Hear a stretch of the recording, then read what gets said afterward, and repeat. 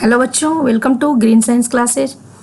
बच्चों, हम आप लोग को आज केमिस्ट्री क्लास 10th का तीसरा चैप्टर धातु का ये हमारा 5वां वीडियो है, यानी कि पार्ट 5। 4 पार्ट हमने पढ़ा करके आप लोग को पढ़ा दिया है, डाल दिया है। पहला वीडियो में मैंने आप लोग को धातु के भौतिक गुण के बारे में बताया था। दूसरा वीडियो में हमने आप लोग को रासायनिक गुण के बारे में बताया। तीसरा में हमने आप लोग को इलेक्ट्रॉन बिंदु संरचना आयन के बारे में बताया था। चौथा में हमने आप लोगों को रासायनिक बंधन के बारे में बताया था। ये हमारा 5वां वीडियो है जिसमें हम धातु कर्म के बारे में पढ़ाएंगे। अब धातु कर्म अगर हम एक वीडियो में बताते हैं बच्चों तो ये बहुत लंबा हो जाएगा, इसलिए हमने सोचा है कि आप लोग को 2 पार्ट में धातु कर्म देंगे, क्योंकि 2 पार्ट में बनाएंगे तो छोटा छोटा वीडियो रहेगा तो आप आसानी से समझ सकते हैं। नहीं तो हो सकता है आप लोगों को प्रॉब्लम हो समझने में, इसलिए हम इसको 2 पार्ट में बनाएंगे। तो आज का हमारा टॉपिक है धातु कर्म। तो धातु कर्म में धातु कर्म जो ये हमारा टॉपिक है, तो धातु कर्म कहते किसे हैं और क्या क्या इसमें हमको आज पढ़ना आता है। इसमें आज हम पढ़ेंगे अयस्क किसे कहते हैं, खनिज किसे कहते हैं, गैंग क्या है, ये सब इसमें टॉपिक जानेंगे। धातु कर्म किसे कहते हैं और धातु की प्राप्ति कैसे हम करेंगे, यानी खनिज से हमें धातु कैसे मिलेंगे। तो पहले खनिज, फिर अयस्क, और अयस्क से हम धातु की प्राप्ति कैसे करेंगे। ये विभिन्न चरणों में होता है। इसके 3-4 चरण है जिसको हम टॉपिक वाइज एक करके आप लोग को बताएंगे। तो इसलिए हम वीडियो थोड़ा छोटा छोटा रखेंगे ताकि आप आसानी से समझ सकें। तो धातु कर्म होता क्या है? धातु कर्म यानी कि अयस्क से शुद्ध धातु की प्राप्त करने की प्रक्रिया को धातु कर्म कहते हैं। यानी कि हमें शुद्ध धातु की प्राप्ति करनी है। हमें जो धातु प्रकृति में मिलता है वो कैसा मिलता है? अशुद्ध मिलता है, जिसको हमें शुद्ध रूप में प्राप्त करना है। उस शुद्ध रूप में प्राप्त करने की प्रक्रिया को कहते हैं धातु कर्म। तो बच्चा, आप जैसा कि जानते हैं कि प्रकृति में जो धातुएं उपस्थित होती हैं 2 रूप में होती है, एक मुक्त अवस्था में और दूसरा संयुक्त अवस्था में। मुक्त अवस्था में कौन सी धातुएं पाई जाती हैं? जो कम अभिक्रियाशील होती हैं, जो क्रियाशील नहीं होती हैं, कम अभिक्रियाशील होती हैं, जो रासायनिक अभिक्रिया में भाग कम लेती हैं, किसी से रिएक्शन कम करता है। तो कैसी अवस्था में पाया जाएगा? मुक्त अवस्था में। जैसे गोल्ड हुआ, सोना, चांदी, प्लेटिनम, मरकरी, ये सब मुक्त अवस्था में पाया जाएगा। अब संयुक्त अवस्था में कौन सी धातुएं पाई जाएंगी? तो संयुक्त अवस्था में धातुएं ऐसी पाई जाएंगी सोडियम, कैल्शियम, पोटेशियम, यानी कि जो अधिक क्रियाशील है। या अधिक क्रियाशील से मतलब है कि वो रिएक्शन बहुत तेजी से कर लेता है। तो अगर रिएक्शन करेगा तो किसी न किसी के साथ यौगिक बनाएगा, वो संयुक्त अवस्था में ही रहेगा। वो मुक्त अवस्था में तत्वों के रूप में तो पाया जाएगा नहीं। तो हमारा कहने का यही मतलब था कि एक मुक्त अवस्था में पाया जाता है धातु, दूसरा संयुक्त अवस्था में। अब ये धातु हम पाए कहाँ जाते हैं? तो धातु प्राकृतिक में पाए जाते हैं कहाँ? पृथ्वी के भू प्रॉपर्टी में। भू प्रॉपर्टी मतलब पृथ्वी के सबसे ऊपरी परत को हम भू प्रॉपर्टी कहते हैं, जहाँ की धातुएं पाई जाती हैं। जैसे बहुत सारे धातुएं, कुछ धातु एल्युमिनियम, लोहा, कैल्शियम, सोडियम, पोटेशियम, मैग्नीशियम, ये थोड़ी बहुत मात्रा में सभी धातुएं प्रकृति में पाई जाती हैं। तो जब ये प्राकृतिक रूप से जब भू प्रॉपर्टी में जो हमारे जो ये तत्व या यौगिक हैं जो पाए जाएंगे, उसे हम क्या कहेंगे? उसे हम खनिज कहेंगे। इतना तो आप सब लोग जानते हैं कि प्राकृतिक रूप से जो पाए जाते हैं तो उसे हम खनिज कहते हैं। तो अब बच्चों, ये जो हमारा जो ये धातु है, जरूरत नहीं है कि सब जगह एक पृथ्वी में कहीं किसी स्थान पर कोई अधिक धातु पाया जाएगा तो कोई कहीं कम पाया जाएगा। तो जहाँ अधिक कोई धातु अगर रहेगा तो वहीं से हम उस धातु की प्राप्ति करेंगे। अगर मान लीजिए कि हमको कहीं पे कैल्शियम ज़्यादा मिल रहा है, 90% कैल्शियम और 10% कुछ और है, तो 90% अगर कैल्शियम है उस खनिज में, तो उस खनिज से हम उसको वहां से कैल्शियम को ही निकालेंगे, किसी और को क्यों निकालेंगे? तो कहने का यही मतलब है, कहीं ज्यादा होता है कहीं कम होता है। तो वैसे खनिज जिनसे धातुएं आसानी से हम कम खर्च में, जहां से हम आसानी से और कम खर्च में प्राप्त की जा सकती है, उसे कहते हैं अयस्क। तो आप दोनों की परिभाषा यहाँ देख लीजिए। भू प्रॉपर्टी में प्राकृतिक रूप से पाए जाने वाले तत्वों या यौगिकों को खनिज कहते हैं। और फिर अयस्क किसे कहेंगे? तो वे खनिज जिनसे धातुएं आसानी से तथा कम खर्च में प्राप्त की जा सकती है, उसे हम अयस्क कहेंगे। इसी खनिज में यह है कि वो खनिज जिनसे धातुएं आसानी से तथा कम खर्च में प्राप्त की जा सकती है, उसे हम अयस्क कहेंगे। तो 2 चीज हम पढ़े, खनिज और अयस्क। अब दोनों में अंतर पूछ देता है। हमने सामने सामने दोनों को इसलिए लिखा है ताकि आपका अंतर भी साथ में तैयार हो जाएगा। पढ़ाते जाएंगे, समझाते जाएंगे और अंतर भी तैयार हो जाएगा, क्योंकि दोनों में अंतर अक्सर पूछ देता है। तो आप ये समझेंगे कि सभी धातुओं में प्रतिशत मात्रा क्या, जैसे ये खनिज है तो इसमें जरूर नहीं है कि सभी धातुओं की जो भी धातु मिलेगी वहां पे उसके प्रतिशत मात्रा एक समान नहीं होती है, समान नहीं होगी। लेकिन अयस्क में क्या होगा, धातुओं की प्रतिशत मात्रा अधिक होती है। उसके परिभाषा से ही पता चलता है कि अयस्क में जो धातु होगी उसकी प्रतिशत मात्रा अधिक होती है। खनिज में अशुद्धियां ज्यादा होती है, अयस्क में अशुद्धियां नहीं के बराबर होती है। अब देखिए एक चीज और, सबसे लास्ट पॉइंट जो यहाँ थोड़ा सा कट गया है, ये बहुत ही मेन पॉइंट है। सभी खनिज अयस्क नहीं है। जितने भी खनिज है जरूर नहीं कि वो अयस्क ही हैं, लेकिन सभी अयस्क क्या होते हैं, खनिज होते हैं। इस चीज को आप ध्यान से देखेंगे, सभी खनिज अयस्क नहीं है, लेकिन सभी अयस्क खनिज होते हैं। क्योंकि जो अयस्क मिलता है कहाँ से मिलता है, खनिज से ही मिलता है, इसलिए सभी अयस्क खनिज हैं। ये दोनों अंतर हो गया। हमें पहले खनिज मिला, खनिज से हम अयस्क निकाल लिए।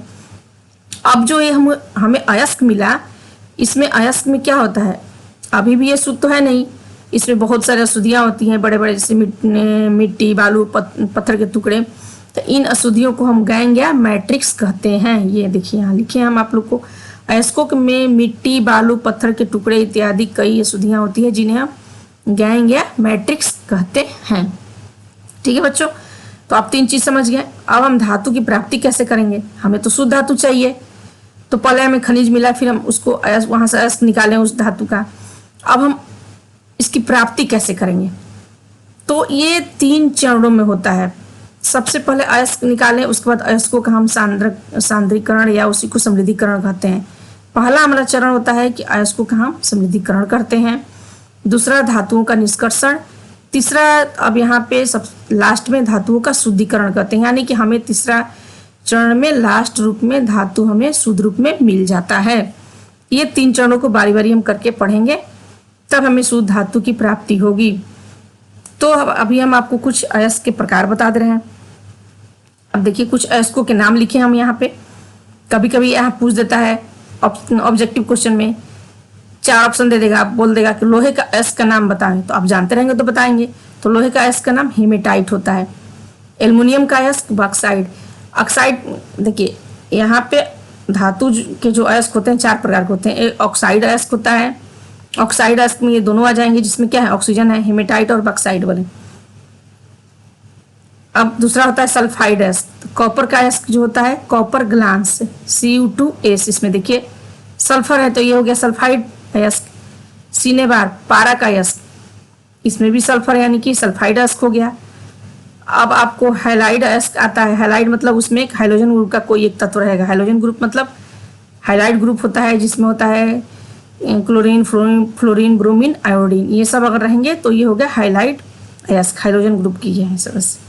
कार्बोनेट अयस्क यानी कि उसमें कार्बोनेट रहेगा। तो कुछ ही हम अयस्क का नाम इसलिए आप लोग को दे रहे हैं क्योंकि आप इसको याद कर लीजिएगा।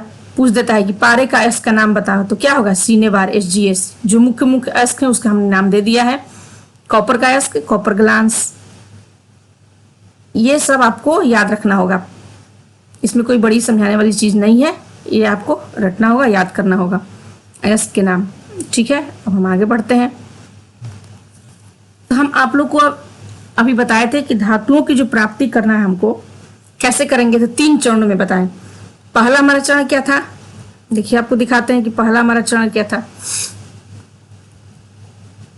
पहला चरण था अयस्कों का समृद्धिकरण करेंगे हम, यानी कि सांद्रीकरण करेंगे। तो अयस्कों के सांद्रीकरण से मतलब क्या हुआ कि जो अशुद्धियां उसमें है उसको दूर करना। अयस्क में जो अशुद्धियां पाई जाती हैं, जो गैंग या मैट्रिक्स जो ये अशुद्धियां हैं उसको दूर करेंगे, तो उसे हम कहेंगे अयस्कों का सांद्रीकरण। पहला हमारा चरण है धातु प्राप्ति में। तो सबसे पहले हम पहले चरण में बात करेंगे अयस्कों के समृद्धिकरण पे। चलिए अब इसको देख लेते हैं। तो इसको करने से पहले आपको हम दिखा देते हैं, ये आपको हम पहले भी दिखाए हैं कि हम 3 चरणों में धातुओं को, 3 श्रेणी में, 3 कैटेगरी में धातुओं को हम बांटते हैं। अब उसके क्रियाशीलता के आधार पे। दूसरा जो हम वीडियो में डाले थे उसमें आप लोग को हम पढ़ाए थे, लेकिन फिर एक यहाँ पे दिखा दे रहे हैं ताकि आपको ध्यान में आ जाएगा, आप अगर भूल चुके होंगे तो, कि अधिक क्रियाशील में कौन कौन आता है। अधिक क्रियाशील में पोटेशियम, सोडियम, कैल्शियम, मैग्नीशियम, ये अधिक क्रियाशील हैं। ये स्वतंत्र रूप में आपको नहीं मिलते हैं, हमेशा ये क्या है, संयुक्त रूप में ही मिलेंगे। मध्यम क्रियाशील में कौन कौन आएगा, तो Zn, Fe, PbCu क्या है, मध्यम क्रियाशील में इनके जो अयस्क होंगे क्या होंगे, सल्फाइड और ऑक्साइड के रूप में पाए जाएंगे। देखिए यहाँ लिख दिए कि इनके जो अयस्क होंगे सल्फाइड, ऑक्साइड तथा कार्बोनेट के रूप में होते हैं, ये जो मध्यम क्रियाशील होते हैं इनके। तीसरा हमारा आया कौन सा श्रेणी, तो तीसरा हमारा आता है कम क्रियाशील। तो कम क्रियाशील में गोल्ड, सोना, पारा यही सब आता है, प्लेटिनम। तो ये कैसे पाए जाते हैं, ये स्वतंत्र रूप में पाई जाती है। तो ये हम इसको यहाँ इसलिए दिखा रहे हैं कि ये अभी क्रियाशीलता के आधार पर 3 श्रेणियों में हम बांटते हैं धातुओं को, जो कि पहले भी आप लोग को हम बता चुके हैं, लेकिन अभी एक रिविजन दे दिए ताकि आपको याद ध्यान रहेगा। तो चलिए, हमारा धातु की प्राप्ति में सबसे पहला हमारा चरण था अयस्कों का सांद्रण, तो उसको हम पहले पढ़ते हैं। अयस्कों का सांद्रण, ये हमारा पहला धातु क्रम प्राप्त करने की पहली चरण है, अयस्कों का समृद्धिकरण या इसी को सांद्रण कहते हैं। तो अयस्कों की समृद्धिकरण की भी निम्नलिखित विधियां होती हैं। अब कौन कौन सी विधि होती है, तो पहला तो हाथ से चूनकर, फटक कर, चांदी से चाल कर या उसाई कर। अगर बड़े बड़े अयस्क में टुकड़े रहेंगे बालू के, पत्थर के या मिट्टी के, तो उसको हम हाथ से चूनकर या फटक कर या चांदी से चाल कर या उसाई करके अलग कर देंगे। अब दूसरा हमारा विधि होता है गुरुत्व पृथक्करण विधि या द्रव चालित धुलाई। इस विधि में या इस विधि द्वारा किसका हम करते हैं, कैसे अयस्कों का सांद्रण करते हैं, तो ऑक्साइड अयस्क का सांद्रण।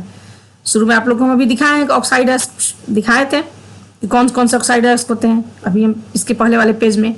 तो वैसे जो ऑक्साइड अयस्क होते हैं, जैसे कि हेमेटाइट दिखाए हैं आपको, और दूसरा था एल्युमिनियम का एक बॉक्साइट, वो दोनों क्या होते हैं, ऑक्साइड अयस्क होते हैं। तो उनको हम कैसे, वैसे अयस्क को जो ऑक्साइड अयस्क होते हैं उनको हम गुरुत्व पृथक्करण विधि द्वारा करते हैं। तो ये होता क्या है गुरुत्व पृथक्करण विधि, ये भी आप लोग को हम बता देते हैं। तो आप लोग को ये देखिए, गुरुत्व पृथक्करण में क्या होता है, ये है हमारा उसका फिगर, ये है गुरुत्व पृथक्करण विधि का, ये है फिगर। तो इसमें ये होता है, इस विधि में अयस्कों के लिए इसमें वैसे अयस्क के कण में क्या होता है, अशुद्धियां भारी होती हैं। इस अयस्क में के कण में उपस्थित जो अशुद्धियां होती हैं वो भारी होती हैं। तो अयस्क के चूर्ण के साथ हम जल को मिला देते हैं। ये अयस्क हो गया, इसके साथ जल को मिला दिए, और इसमें एक मेढ़े युक्त, ये क्या है, ये कंपन करने वाला टेबल है। इससे मेढ़े लगे हुए हैं और ये कंपन करने वाला टेबल है। अब इसको अयस्क को जल मिला करके इससे प्रवाहित कर देते हैं। अब जब प्रवाहित करते हैं तो क्या होता है, ऐसा करने से अयस्क के जो भारी कण हैं वो मेढ़ों द्वारा रोक लिए जाते हैं। जो मेढ़े हैं उन्हीं के द्वारा अयस्क के भारी कण इसमें रोक दिए जाते हैं। और जबकि कीचड़ युक्त, जो ये कीचड़ युक्त जल रहेगा मेढ़ों के ऊपर से होकर के निकल जाता है। इसको हम कहते हैं गुरुत्व पृथक्करण विधि। इस विधि से हम ऑक्साइड अयस्क का सांद्रण करते हैं। ठीक है, अब हमारा तीसरा आता है फेन प्लवन विधि। तो इस फेल प्लवन विधि द्वारा कैसे अयस्कों का सांद्रणकरण करते हैं, तो सल्फाइड अयस्कों का सांद्रण हम फेन प्लवन विधि द्वारा करते हैं। अब फेल प्लवन विधि का देखिए ये फिगर है। फेन मतलब झाग उत्पन्न करा करके। अयस्क के भारी चूर्ण, जो अयस्क के भारी चूर्ण को उसको जल के साथ मिला करके क्या करते हैं, एक टंकी में डाल देते हैं। उसके बाद जल में थोड़ा सा हम और तेल मिला देते हैं, और फिर इसमें हवा प्रवाहित करके, देखिए ये वायु प्रवाहित कर रहे हैं और आढ़ोलित कराते हैं। उसको खूब ऐसे ऐसे कर देंगे तो क्या हो गया, झाग बनता है। झाग बनेगा। अब इसमें जब झाग बनेगा तो विलय यानी कि घूलने वाले जो अशुद्धियां होंगी जल में क्या हो जाएगा, घुल जाएगा।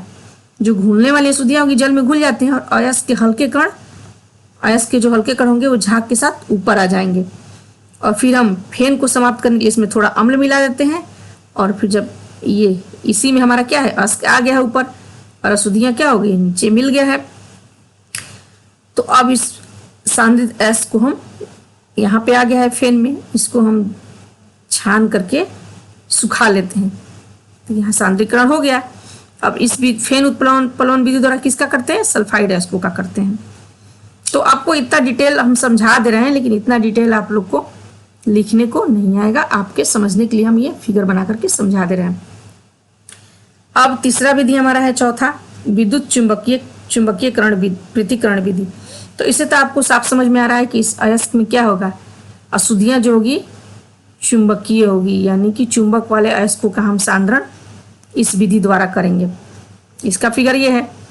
अब इसको भी आप लोग को समझा देते हैं कि इसमें क्या होता है। तो इस वैसे अयस्क जिसमें क्या हो गया, अशुद्धियाँ क्या होगी, एक चुंबकीय होना चाहिए, तभी तो चुंबकीय विधि द्वारा करेंगे। उदाहरण के लिए जैसे मान लीजिए कि हम टीन के अयस्क होता है, टीन स्टोन होता है SnO2, उसमें क्या होता है, उल्फ्राम जो पाया जाता है, उल्फ्राम उपस्थित होता है जो कि चुंबकीय होता है। तो ये हमारा है, ये पट्टा है, इसको चुंबकीय बेलन कहते हैं। क्या कहते हैं, चुंबकीय बेलन का ये बेल्ट है। अब ये अयस्क में अशुद्धियाँ मिलाकर, अयस्क है और इसमें अशुद्धियाँ हैं, इसको डाल दिए इस पे, मशीन में डाल करके क्या करते हैं, चालू कर दिया जाता है। अब इस पे ऐसे आएगा, यहाँ से आएगा, ऐसे आएगा, तो जो चुंबकीय जो हमारी अशुद्धियाँ हैं वो क्या होगा, आकर्षित हो जाएंगी इधर। चुंबकीय बेलन है ये क्या है, चुंबकीय ही बेलन है। तो जो चुंबकीय अयस्क रहेगा, अगर इस बेलन को चालू कर देंगे तो चिपकाते हुए लाएगा, एक पात्र में यहाँ डाल देगा। और जो हमारा अयस्क है यानी कि जिसमें चुंबक अब हट गया, जो चुंबकीय अशुद्धियाँ थी वो तो यहाँ आ गई, और अयस्क यहाँ दूर एक पात्र में गिर गया, यानी कि यहाँ अब ये अयस्क हमें मिल गया, अयस्कों का सांद्रीकरण हो गया। तो ये होता है चुंबकीय पृथक्करण विधि। तो आपको हम बता दिए ये 3-4 विधि। एक और विधि रासायनिक पृथक्करण विधि। अयस्क अथवा अशुद्धियों के रासायनिक गुणों में अंतर वाले अयस्क का सांद्रण होता है इस विधि द्वारा। यानी कि यह विधि वैसे अयस्कों के लिए प्रयुक्त की जाती है जब अयस्क में एवं उसमें विद्यमान जो अशुद्धियाँ होती हैं उसके रासायनिक गुण भिन्न भिन्न होते हैं। तो वैसे अयस्कों का सांद्रीकरण हम किसके द्वारा करते हैं, रासायनिक पृथक्करण विधि द्वारा। तो अभी ये हमारा पहला चरण समाप्त हुआ। हमारा अब दूसरा चरण है। 3 चरणों में पहला चरण खत्म हो गया, अयस्कों का सांद्रण। दूसरा हमारा कौन सा चरण है, तो धातुओं का निष्कर्षण। तो धातुओं के निष्कर्षण में हम आपको इसके पहले हमने बताया अभी दूसरा पेज में आप लोग को कि जो धातुएं होती हैं उनको 3 कैटेगरी में बांटते हैं, यानी कि 3 श्रेणी में। कौन कौन से, एक अधिक क्रियाशील, दूसरा मध्यम क्रियाशील और तीसरा कम क्रियाशील, जिसको मैंने यहाँ दिखा दिया है। तो इनका भी निष्कर्षण करने का अलग अलग, तीनों का 3 कैटेगरी में है, तो तीनों का अलग अलग विधियाँ होती हैं, अलग अलग प्रोसेस होते हैं। तो एक एक करके हम पढ़ेंगे। तो सबसे पहले हम पढ़ते हैं कम क्रियाशील धातु का निष्कर्षण कैसे करेंगे। अभी जो हमें धातु मिला है अयस्क सांद्रीकरण करने के बाद, तो उसमें अभी भी अशुद्धियाँ हैं, तो उसको हम निष्कर्षण से उस अशुद्धियों को खत्म करेंगे। तो निष्कर्षण के लिए सबसे पहले हम कम क्रियाशील धातु को चुनते हैं।